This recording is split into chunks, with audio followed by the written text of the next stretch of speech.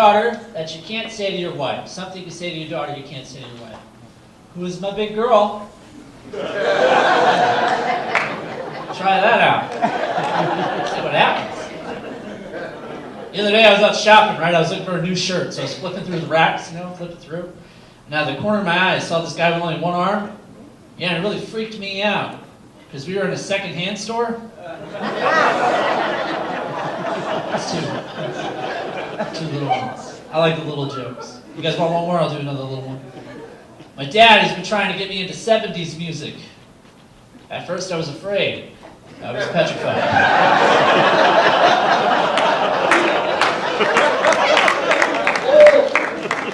If you put that as your Facebook status, I'll know. I don't have good luck. I had terrible luck, awful luck. I was doing a show in Poughkeepsie a few weeks ago.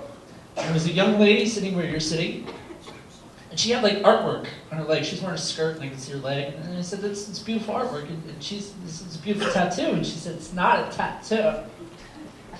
It's a varicose vein." What do you say to that? Maybe get a fucking tattoo. I don't know. So you got a map of Rhode Island on your leg. Like I said, I got bad luck. I had to stop at a gas station the other day to pee. That's awful. I was just happy I wasn't wearing sandals. There's pee on the floor, sir.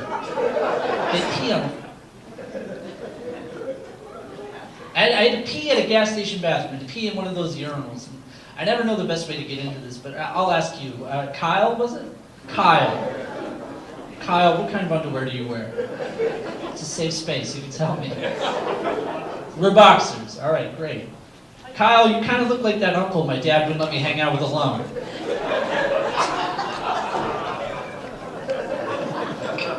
Kyle wears boxers. I wear boxers as well. Ladies, if you don't know this, there's two types of boxers, okay? There's the boxers with just that little slit, a little peekaboo action, beep, boop,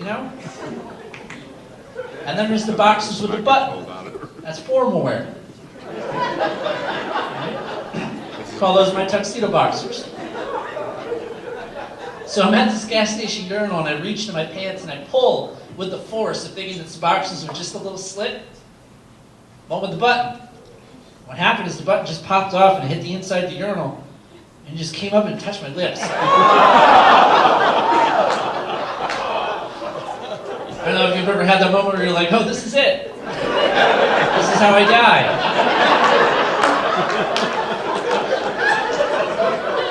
You know what's really messed up is when it hit my lips, I did one of these. No! Why did I do that? Why would I do that?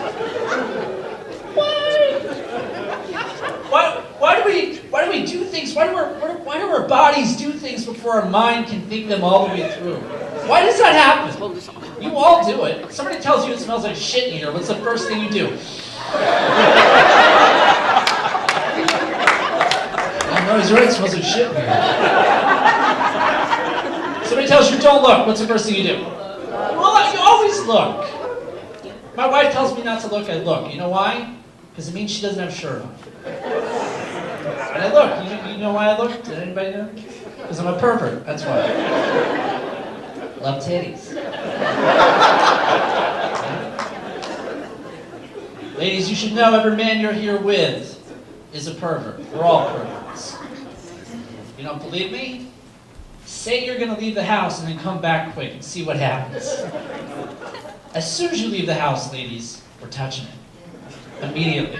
I'm locking eyes with you because you need to know. We'll sit there. You go check the mail. We'll be done before you get back.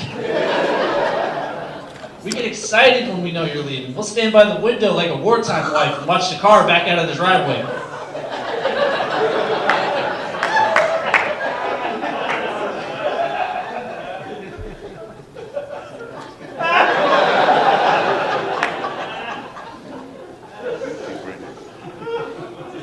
I hurt my back at home when my wife wasn't home. You figure it out. I had to go see a doctor.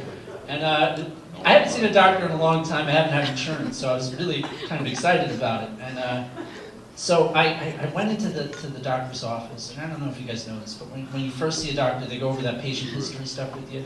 Do you smoke? Do you drink? Are you gay? Are you sure? You can tell me I'm your doctor. So like talking to all you guys, I'm totally fine. But talking to like a doctor, talking to a man who's potentially going to see me naked, not so solid. I get nervous. That's what I'm saying. And he said, we're going to do a physical. We're going to check your testicles. And I said, hooray. I said hooray out loud. So he came over and he put his hands on me. And now he's doing something with his hands.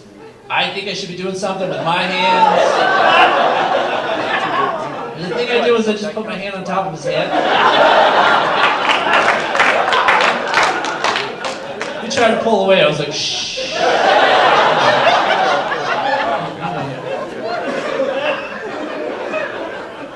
I got his number. My mom's happy he's a doctor, so. I'll leave you guys with this real quick. My first job when I was a kid, I was 14 years old, and I was a cashier at a grocery store, okay? And I was being trained by an older man who was way too excited to be a cashier at a grocery store. He knew all the produce codes, he had all these little tips. He said, hey Andy, when you're ringing people out, all right, you gotta make it exciting. So let's say the total comes out to 1981. I want you to look at the customer and I want you to say 1981. That was a good year. They love that. Nobody likes that! Stupid. But I'm bringing people out, I'm 5 people in, and I see him from across the store giving me the head nod, like, do the thing, do it! Do it! So finally, this older gentleman, I'm bringing him out, right? His total comes in 1964. I said, 1964, that was a good year. And he looked at me dead in my eyes and he said, that is the year my wife died. You guys feel that? Yeah, I was fucking there, okay? So I said, sir, I'm so sorry. And he said, don't be. It was a good year. Thank you guys so much. I'm Andy McDermott. Give it over to your host, Dave. Take it.